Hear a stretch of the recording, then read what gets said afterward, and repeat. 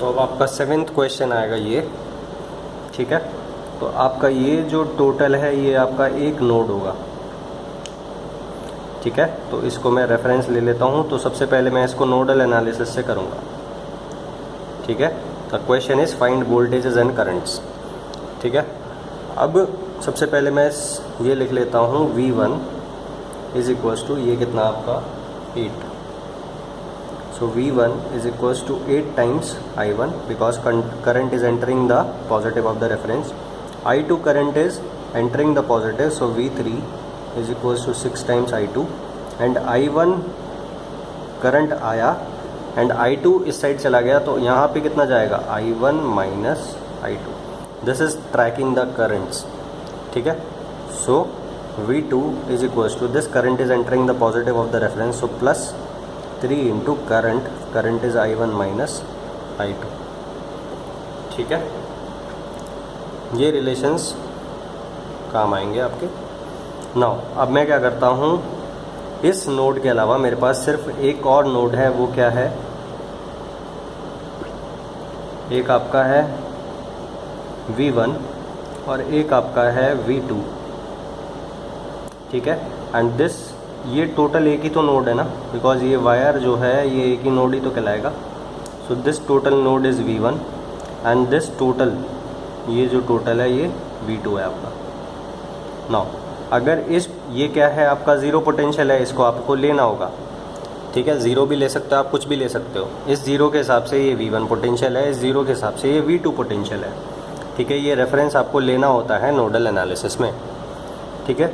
अब अगर ये ज़ीरो है तो ये भी, ये पॉइंट भी 0 वोल्ट्स पे होगा एंड ये माइनस है, ये प्लस है।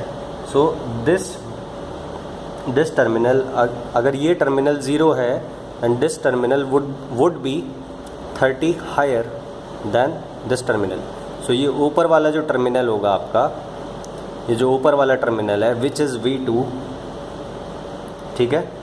V2 वो कितना होगा, 30 होगा ना, ठीक है। सो V2 आपका डायरेक्टली निकल गया।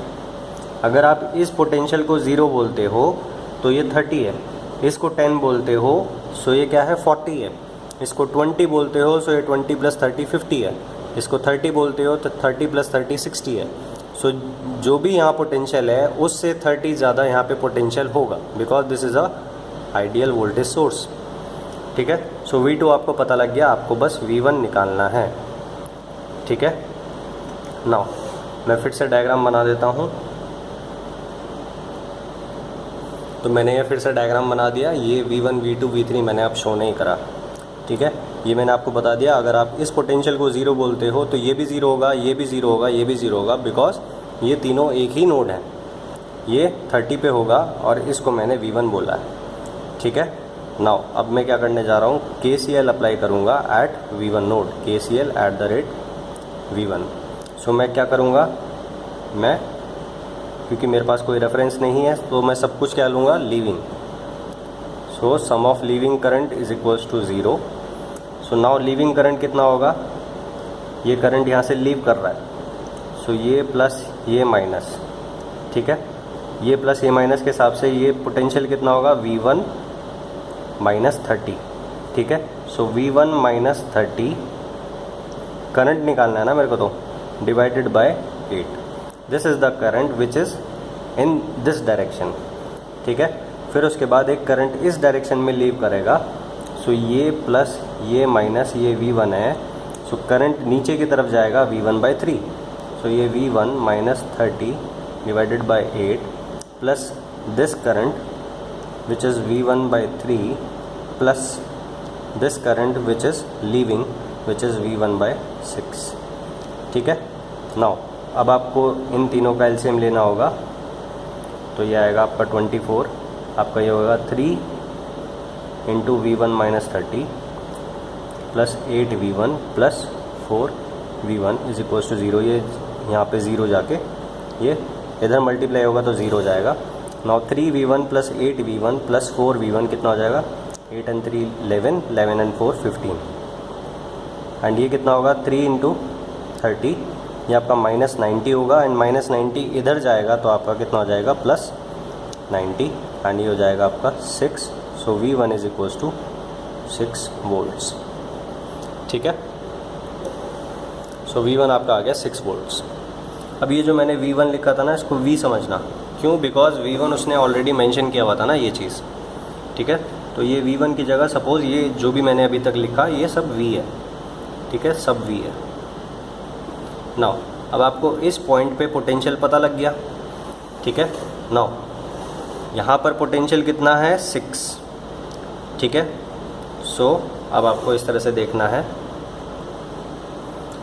सो ये नोड 0 पे है, ये भी 0 पे है एंड ये भी 0 पे है, ये 30 पे है, ये आपने 6 वोल्ट निकाल लिया एंड ये आपका ये भी 6 वोल्ट पे होगा नोड, क्योंकि ये दोनों सेम ही नोड है। ठीक है, नाउ अब आपको रेफरेंस वाइज देखना है, ये प्लस ये माइनस इसने V1 को बोला हुआ है। ठीक है, so V1 is equals to V plus minus V minus. ये अभी फ़िलहाल के लिए इस तरह से बता रहा हूँ मैं, क्योंकि अभी आपकी इनिशियल स्टेज है। ठीक है, is equals to 30 minus 6 that is 24। V plus is 30 and V minus is 6। तो 30 minus 6 is 24 volts. So V1 आपका 24 वोल्ट्स आ गया। फिर उसके बाद ये प्लस एंड ये माइनस। ठीक है, और आपका ये क्या होगा? V2। ठीक है, V2 कितना होगा? V प्लस आपका है 6 वोल्ट एंड V माइनस आपका क्या है? 0 वोल्ट। तो ये आपका 6 वोल्ट्स आ जाएगा एंड ये दोनों पैरेलल में हैं। सो V3 भी कितना होगा? V3 भी आपका 6 वोल्ट्स होगा, 6 वोल्ट्स। बट अगर ये रेफरेंस चेंज कर देता, अगर इस तरह से प्लस माइनस प्लस देता, तो V3 आपका -6 वोल्ट होता, because plus is connected to minus, minus is connected to plus. ठीक है, तो ये -6 आता। बट अभी फ़िलहाल के लिए कितना है आपका? V3, because reference is this plus minus, तो ये V3 भी आपका 6 वोल्ट्स होगा। So this is method number 1। ठीक है, ये नोडल एनालिसिस इस केस में सिंपल क्यों है? Because there is only one node which the potential at one node needs to be found out. इसलिए एक ही इक्वेशन बनेगा और एक ही इक्वेशन को सॉल्व करके आपका आंसर आ जाएगा। ठीक है, सो उसके बाद आपको करंट निकाल लेना है। करंट ओम्स लॉ अप्लाई करोगे। So I1 current is flowing from plus to minus, that's why V1 divided by 8 is equals to I1। V1 आपको पता है तो I1 पता लग जाएगा। ठीक है, similarly I2 current is flowing from plus to minus, so passive sign convention आपका अप्लाई हो रहा है। So V3 divided by resistance that is 6 is equals to I2। So ये V3 आपको पता है, सो I2 निकल जाएगा। ठीक है, नाउ अब मैं दूसरा मेथड अप्लाई करता हूँ। सो फिर से मैंने सर्किट ड्रॉ कर लिया। मैंने अब रेफरेंस वगैरह V1, V2, V3 नहीं दिखाया। ठीक है, अब मैं क्या करता हूँ? मैश एनालिसिस लगाता हूँ। So this is one loop. So ये आप इस डायरेक्शन में आपको मैश एनालिसिस लगाना है। सो ये पहला लूप है, so this is mesh number 1 and this is second loop, so this is mesh number 2। So इस लूप में मैं इस डायरेक्शन में ले रहा हूँ करंट एंड इस लूप में मैं इस डायरेक्शन में करंट को I2 बोल रहा हूँ। सो आप करंट को ट्रैक करना है आपको। सो I1 करंट इस डायरेक्शन में आएगा, सो यहाँ भी I1 फ्लो करेगा, I1 यहाँ भी फ्लो करेगा, इस डायरेक्शन में I1 आएगा। ठीक है, फिर I2 ये इस तरह से इधर भी तो जाएगा ना, तो I2 यहाँ फ्लो करेगा। सो यहाँ पे कितना है? इस डायरेक्शन में I1। ठीक है, इस डायरेक्शन में I2, ये I2 यहाँ भी तो आ रहा होगा ना। नाउ इस ब्रांच में कितना करंट फ्लो करेगा? I1 plus I2। This is tracking the currents. ठीक है, सो ध्यान रखना मिडिल ब्रांच में I1 करंट भी फ्लो करेगा एंड I2 करंट भी फ्लो करेगा। बट क्योंकि ये जो ब्रांच है ये कॉमन नहीं है, ये जो ब्रांच है this is common to both the loops, इसलिए इस ब्रांच में दोनों करंट्स फ्लो कर रही हैं, I1 भी एंड I2 भी। ठीक है, ना आपको KVL अप्लाई करना है। मैश एनालिसिस में KVL अप्लाई करना आता है। सो KVL आप फर्स्ट लूप में लगाओगे। सो रेफरेंस डायरेक्शन आपने ले रखा है, सो आपका स्टार्टिंग पॉइंट है ये। ठीक है, सो आप यहाँ से ऊपर की डायरेक्शन में गए, सो यानी कि rise is equals to drop. ठीक है, सो ऊपर की डायरेक्शन में गए यानी कि माइनस से प्लस, दैट इज़ राइज, सो 30। फिर आप यहाँ पे 8 ओम्स में करंट की डायरेक्शन में जाओगे। So this is higher potential and this is lower potential, because in a resistor current flow from higher potential to lower potential. So आप लोअर पोटेंशियल की तरफ जा रहे हो, सो ड्रॉप, कितना ड्रॉप, 8 इंटू I1। फिर आप इस पॉइंट पे आ गए, फिर इस पॉइंट पे आपको नीचे की तरफ जाना है। सो नीचे की तरफ जाओगे तो रजिस्टर में करंट ड्रॉप की डायरेक्शन में फ्लो करती है। सो कितना ड्रॉप आएगा, अगेन ड्रॉप आएगा आपका 3 into current, that is I1 plus I2। और आप फिर स्टार्टिंग पॉइंट पे आ गए, सो आपका ये हो गया, ठीक है। So 30 is equals to 8 plus 3 11 I1 plus 3 I2, ये आपका फर्स्ट इक्वेशन होगा। फिर उसके बाद KVL eight the rate second loop आपको इस डायरेक्शन में लगाना है अब, ठीक है। सो करंट जो है I2 करंट ऊपर की डायरेक्शन में फ़्लो कर रहा है। सो ये प्लस है, ये माइनस है, यानी कि आप प्लस से माइनस की तरफ जा रहे हो, that means drop. So drop कितना है, 6 इंटू I2 का ड्रॉप है, ठीक है। So rise is equals to drop, so 6 into I2 का ड्रॉप। फिर आप इसमें यहाँ पर पहुँच गए, फिर यहाँ पर पहुँचने के बाद आप नीचे की डायरेक्शन में जाओगे एंड करंट भी नीचे की डायरेक्शन में ही है, यानी कि you are going in the direction of voltage drop, that means 3 into I1 plus I2 drop, ठीक है। सो आप फिर से वापस इस पॉइंट पे आ गए और यहीं से आपने स्टार्ट किया था, ठीक है।